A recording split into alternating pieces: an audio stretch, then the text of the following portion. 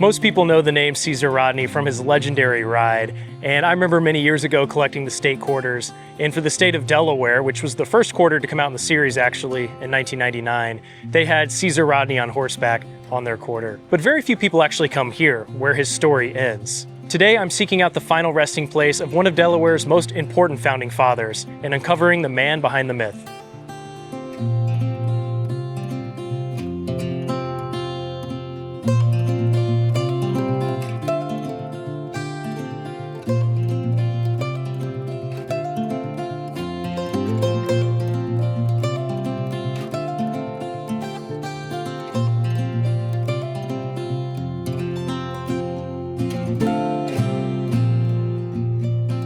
I am currently at Christ Episcopal Church in Dover, Delaware, to learn more about Caesar Rodney, a signer of the Declaration of Independence from Delaware, and a man best known for his dramatic ride to Philadelphia in 1776.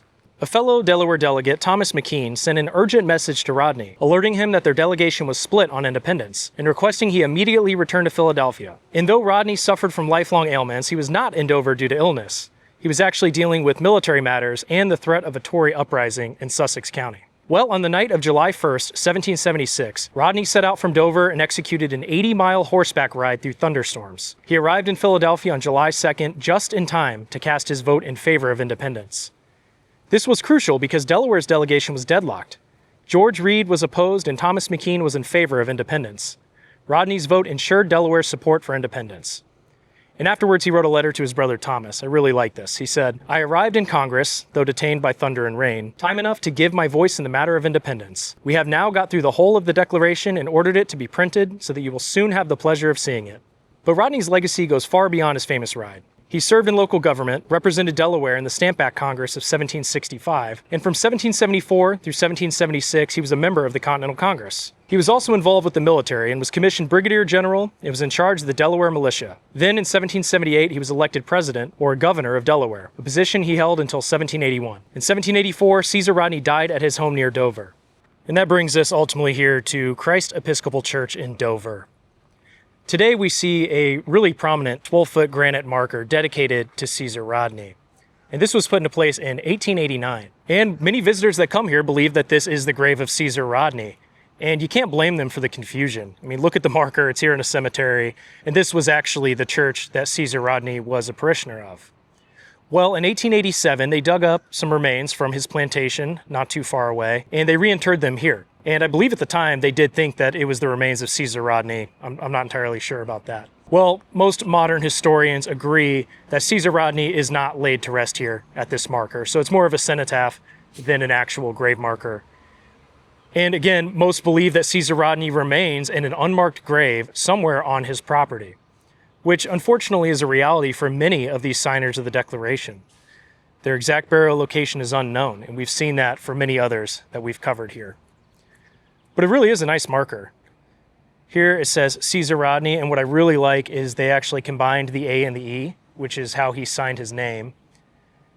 Born in 1728, died in 1784. Statesman, soldier, and signer of the Declaration of Independence. And I might add that Christ Episcopal Church is a beautiful historic site.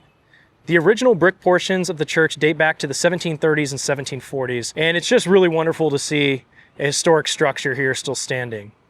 And though Caesar Rodney's not actually buried here, he was a parishioner, so he does have a connection to this important site. All right, we're going to go ahead and head down the road to see what we can find at the site of his former plantation.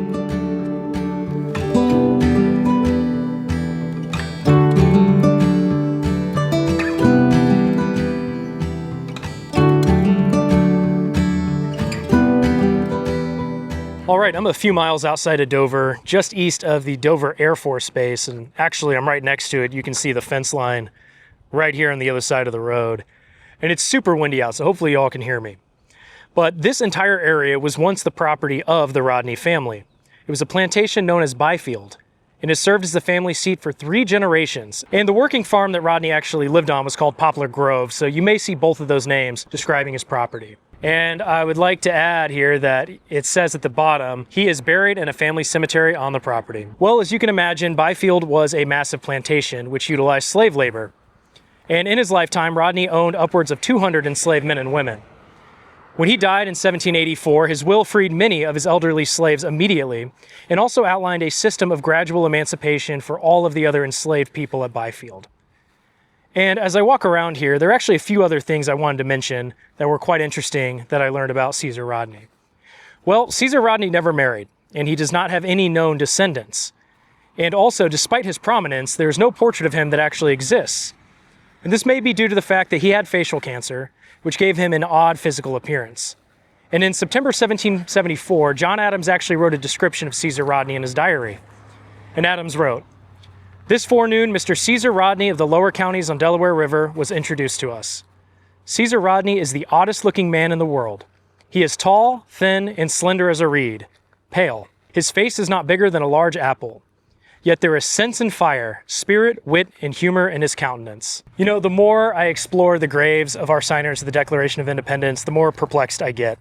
It's such odd circumstances to think about the sacrifice that these men made in the cause of American independence, and that many of them remain in unmarked graves, unknown to us today, 250 years later. It's almost hard to believe. But I guess that's also what makes these adventures so exciting. And oftentimes I feel like I'm leaving with more questions than answers. But I do have some more signers to visit, so that's going to be it for this one. Now it's on to the next journey.